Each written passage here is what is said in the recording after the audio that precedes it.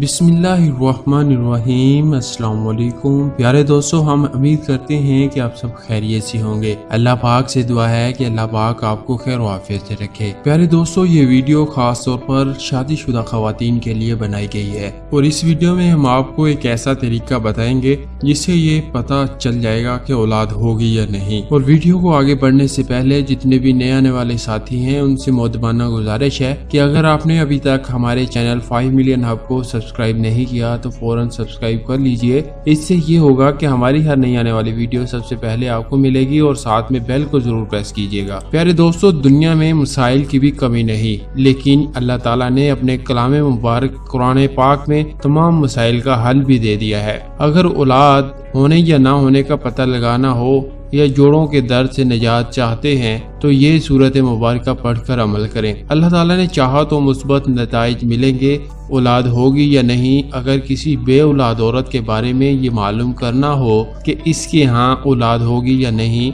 तो ये अमल करें। प्यारे दोस्तों, बावजू हालत में 7 मरतबा सूरत मुजम्मल पढ़कर दूध पर दम करें। ये अमल उस वक्त करे जब औरत अय्याम से फारग हो तो गुस्ल के बाद रोजा रखे और औरत उस दूध से इफ्तार करे। और अगर औरत को दूध हजम हो गया तो फिर अपना इलाज करे। बफजल खुदा औलाद की नेमत से सरफराज होगी और अगर औरत को दूध हजम ना हुआ तो उसके यहाँ औलाद ना होगी। प्यारे दोस्तों, कई दफा ऐसा होता है कि ख्वाहिश के बावजूद भी औरत के बच्चे पैदा नहीं होते। इसकी मुख्तलिफ वजूहात हो सकती हैं, लेकिन एक अहम वजह जो ज्यादा पेश आता है वो है बेजा का ना होना। आप सोच रहे होंगे कि बेजा क्या है। बेजा बच्चेदानी को कहते हैं और बेजा का ना होना या कमजोर होना या बहुत छोटा होना, ऐसा क्यों होता है? तो डॉक्टरों के मुताबिक वजन ज्यादा होना, जिस्म में कैल्शियम की कमी, कोलेस्ट्रॉल का ज्यादा होना और डिप्रेशन का होना है। इसके बहुत से इलाज तजवीज़ किए जाते हैं, लेकिन कुछ ऐसे इलाज भी होते हैं जो कि नजरअंदाज किए जाते हैं, लेकिन ये इलाज अनोखे होने की वजह से नजर नहीं आते,